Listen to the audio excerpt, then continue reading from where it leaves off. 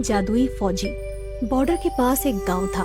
गांव से 2 किलोमीटर दूर एक बहुत बड़ा घना जंगल था जहां पर बॉर्डर था। उस जंगल की रक्षा के लिए बॉर्डर पर 3 फौजियों को तैनात किया गया था। वो जंगल हजारों साल पुराना था। उस जंगल में बहुत ही खूंखार जानवर रहते थे। गांव वालों का मानना था कि जंगल की रक्षा स्वयं जंगल देवता करते हैं। वो तीनों फौजी दिन रात ड्यूटी करके बॉर्डर और जंगल की रक्षा करते थे। जंगल बहुत घना था, इसलिए हमेशा आतंकवादियों का खतरा बना रहता था। 3 फौजियों को बॉर्डर पर अलग अलग जगह तैनात किया गया था। वो तीनों पिछले 10 सालों से यहाँ पर ड्यूटी कर रहे थे। तीनों फौजियों की देशभक्ति और जंगल की रक्षा देखकर वन देवता बहुत प्रसन्न हो जाते हैं और एक दिन वन देवता अपनी वन देवी से कहते हैं, देवी, ये तीनों फौजी पिछले 10 सालों से हमारे जंगल की रक्षा कर रहे हैं। मैं इनकी कर्तव्य निष्ठा देखकर बहुत प्रसन्न हूँ और उन्हें कुछ वरदान देना चाहता हूँ। तब वन देवी कहती हैं, हे नाथ, आप बिल्कुल सही कह रहे हैं। तीनों फौजियों को वरदान जरूर मिलना चाहिए। वन देवता कहते हैं, तो फिर ठीक है देवी, मैं आज ही उन तीनों फौजियों से उनकी इच्छा पूछता हूँ और उन्हें इच्छा अनुसार वरदान देता हूँ। इतना कहकर वन देवता वहाँ से गायब हो जाते हैं और पहले वाले फौजी के पास पहुँच जाते हैं। वो पहला फौजी अचानक से वन देवता को देखकर आश्चर्यचकित हो जाता है और कोई जादुई भूत समझकर अपनी बंदूक से वन देवता को गोली मार देता है। लेकिन उसकी गोली से वन देवता को कुछ नहीं होता और वन देवता कहते हैं, रुको फौजी, मैं वन देवता हूँ। फौजी डरते हुए कहता है, प्रणाम देवता, मैंने आपको पहचाना नहीं, मुझे माफ कर दीजिए। तब वन देवता कहते हैं, कोई बात नहीं फौजी, तुम पिछले 10 सालों से लगातार इस जंगल की रक्षा कर रहे हो। मैं तुम्हारी कर्तव्य निष्ठा से बहुत प्रसन्न हूँ और तुम्हें एक वरदान देना चाहता हूँ। इतना सुनकर वो फौजी बहुत प्रसन्न होता है, लेकिन फिर वो सोच में पड़ जाता है कि वन देवता से क्या वरदान मांगूं। मुझे सोना चांदी मांगना चाहिए, लेकिन भला मैं सोना चांदी का करूँगा क्या? वैसे भी मेरी उम्र रिटायरमेंट होने को है। तब वन देवता कहते हैं, क्या सोच रहे हो फौजी? तुम जो भी वरदान मांगोगे मैं तुम्हारी इच्छा अवश्य पूरी करूँगा।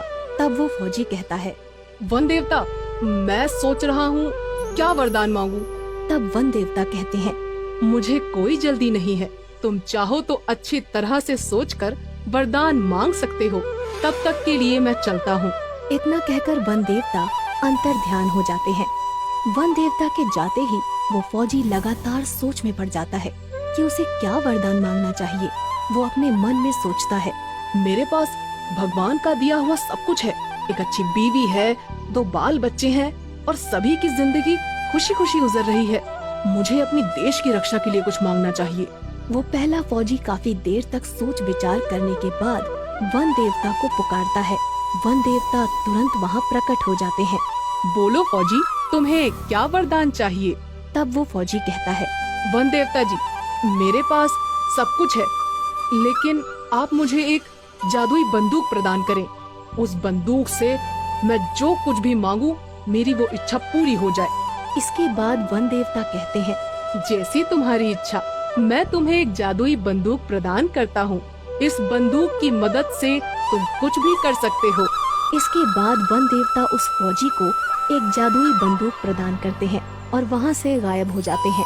वन देवता के जाते ही वो पहला फौजी कहता है, मुझे इस जादुई बंदूक का टेस्ट करना चाहिए।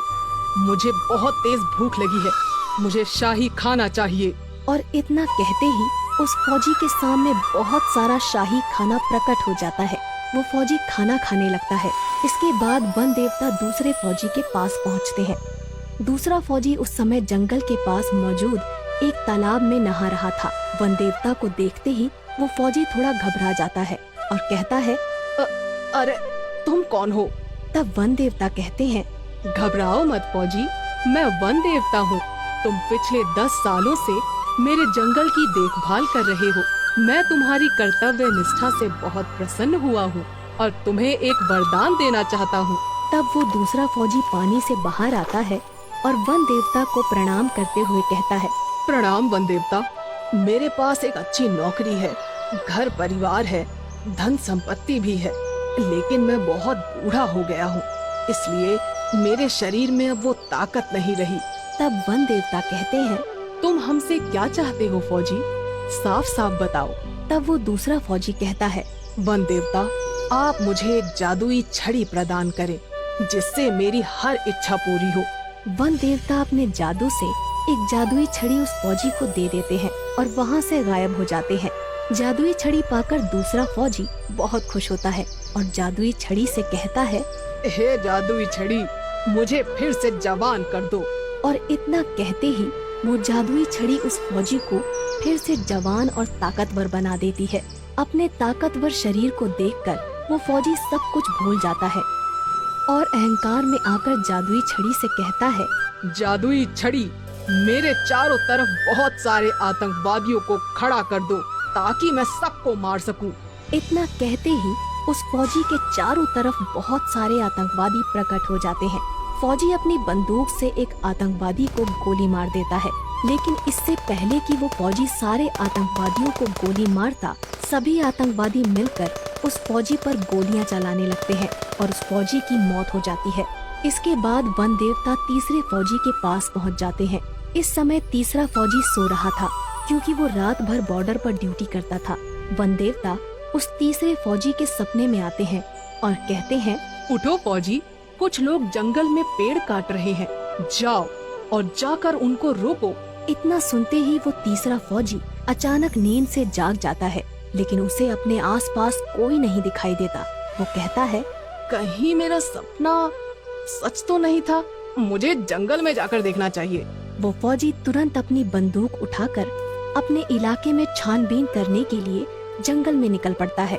तभी उसे सामने दो लोग पेड़ काटते हुए दिखाई देते हैं। फौजी चिल्लाकर कहता है, कौन हो तुम लोग और इस जंगल में आने की हिम्मत कैसे हुई?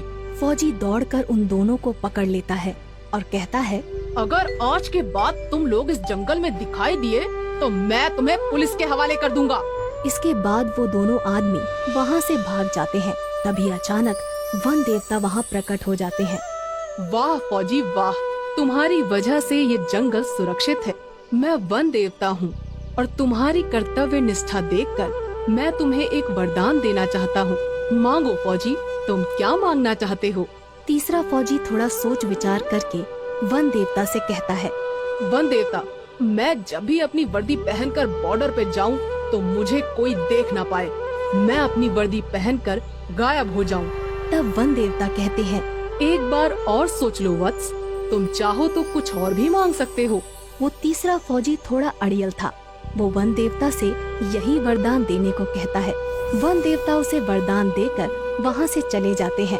अब वो फौजी जैसे ही अपनी वर्दी पहनता था, वो किसी को दिखाई नहीं देता था। तभी जंगल में वहाँ आतंकवादी आ जाते हैं, जो दूसरे फौजी ने जादुई छड़ी की मदद से प्रकट किए थे, और फौजी उन्हें देख लेता है। पर वो फौजी किसी को दिखाई नहीं देता क्योंकि उसने अपनी वर्दी पहन रखी थी। फौजी अपनी बंदूक उठाता है और एक एक करके सारे आतंकवादियों को मार देता है।